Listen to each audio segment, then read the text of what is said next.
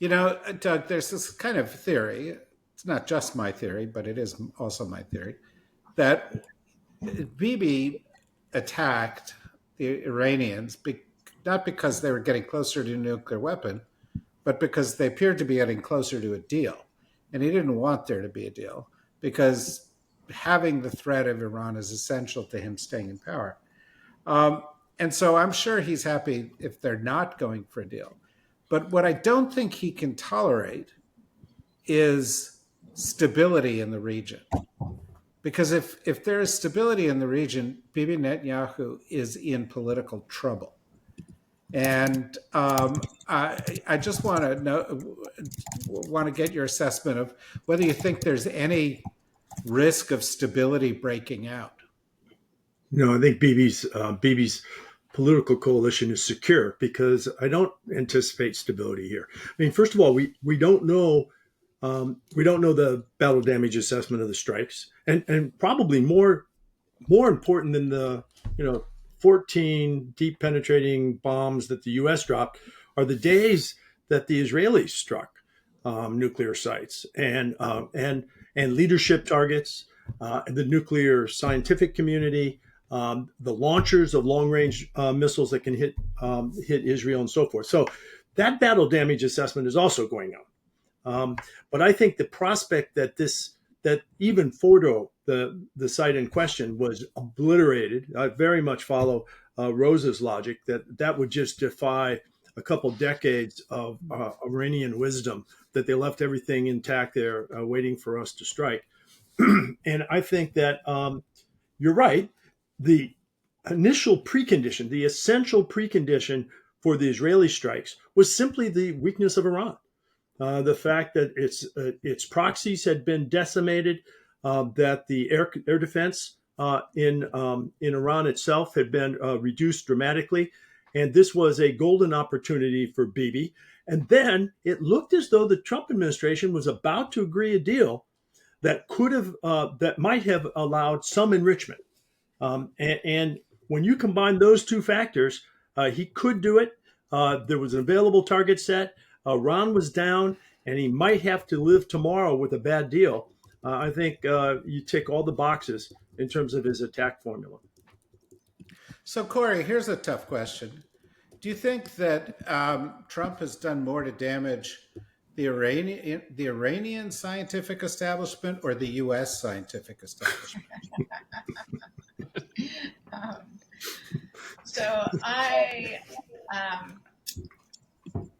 want to tack back to something Mark said earlier on, which is about the difficulty of battle damage assessment. So not only can we not tell how much damage has been done, I suspect the Iranians can't tell either. In part because we bombed the entry and exit points. That you can see from existing commercial imagery have been closed off, so they can't get inside. And it's anybody's guess whether this carefully calibrated, sensitive equipment can withstand the tremors, much less direct hits by bombs.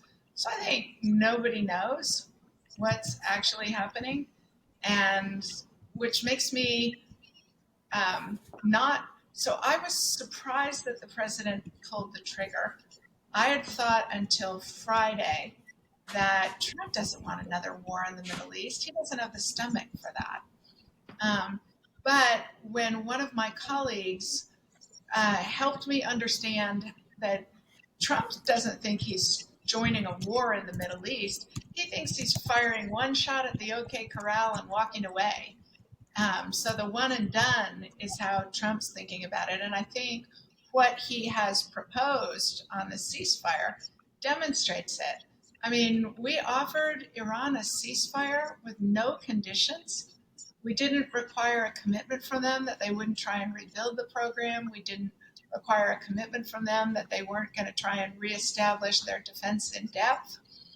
We yanked the Israelis' leash and kept them from continuing to decimate the Iranian scientific and military leadership that made the success of our strike, as well as the success of Israel's strikes, so pronounced. So it's not clear to me that the Iranians are in as bad a place as they are, I'd be especially interested in hearing from Mark. What are you afraid the Iranians might retaliate at? I mean, I think a big problem with Trump's strategy overall is that they think we make one move on the checkerboard and then the game's over.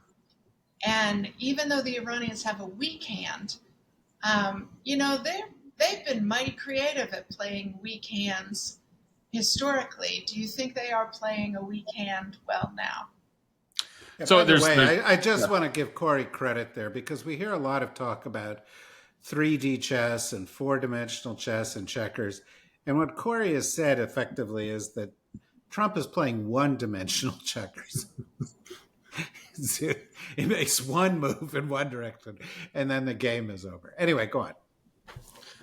No, so I mean, I think there's a couple things here. One, I think we do have to understand kind of the Israeli thinking on this. I'll be David's Israel whisperer now.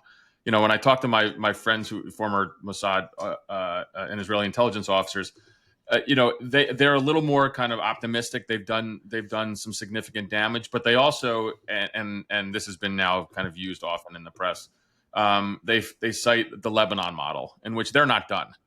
So, ceasefires be damned, but if they see things that are out there, they're going to take action. Does that mean a 1,000-mile sortie from a Israeli F-35? Maybe not, but they still have assets on the ground. They still have covert action capability. So the Israelis see this as just as part of a longer process in trying to dismantle or degrade the Iranian nuclear program. So, I would expect to see things still blow up occasionally. In Iran. This is an existential crisis in Israel's mind. Certainly maybe not for the United States, but certainly for Israel. In terms of Iranian response, I mean, that's the thing. People are talking about, what was going to happen in the 36, 48 hours after the strike. So there was this kind of theater over the Iranian missile strike at El Udeid. It was clear. I mean, and Trump had basically admitted publicly. He basically actually said in that press conference today, "I gave the Iranians authority to strike El Udeid because they said it was going to be at 1:00." The normal person's head blows off in the national security world, but again, with Trump, everyone's like, "Well, okay." But what else could the Iranians do? And all those things have to do with kind of the feelings of who's in power in Iran in terms of the supreme leader versus the IRGC, who's ascendant, but. They have a very capable cyber capability that could hit, U.S. kind of infrastructure, transportation. The Iranians have done that before. And then there's their asymmetric, kind of terrorism capability, which is, very robust.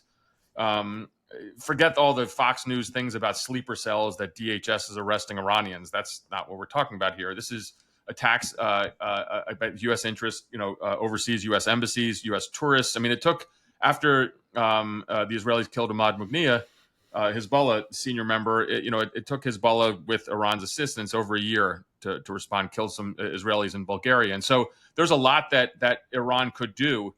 And it's just a matter of, will they think that's in their national interest in terms of regime survivability? But, I'm not as concerned about, even the proxy attacks against U.S. forces or missile attacks against El Udeid like we saw. There's so much kind of a U.S. intelligence soak there. But I think we're okay. It's more of, activating cells that can conduct terrorist operations against Americans that we might not see for months, if not years. That is a decision they elected not to take after the Qasem Soleimani hit of 2020, when in the first Trump administration, when we killed a senior Iranian general. But they certainly could. And that's when you have to have this, this kind of not only robust U.S. intelligence capability, but the capability of our intelligence partners as well. So there's a lot of work to do. Presumably, that means you don't think that they should have a 22-year-old former grocery clerk running counterterrorism at DHS. Yeah, so that's very encouraging. And along with the notion of Kash Patel's FBI has reportedly moved special agents to border stuff versus the Joint Terrorism Task Force. Apparently, in the past 24 hours, they've moved them back some. Yeah. That's David, as you know, that's not the way things work. Like, you just don't shift people and just show up and say, right in. Yeah, drop it in. And I mean, so. I think there's plenty to be concerned about because again, it's still we don't know what's going to happen. Trump wants to kind of pack up and go home and work on, this brand new beautiful bill or whatever the hell it is. But the Middle East is still a mess right now, and there's a lot more. This is just kind of the first chapter in a long story. So I think there's a lot more that's going to certainly that the Israelis are going to be undertaking Okay. in the near and long term.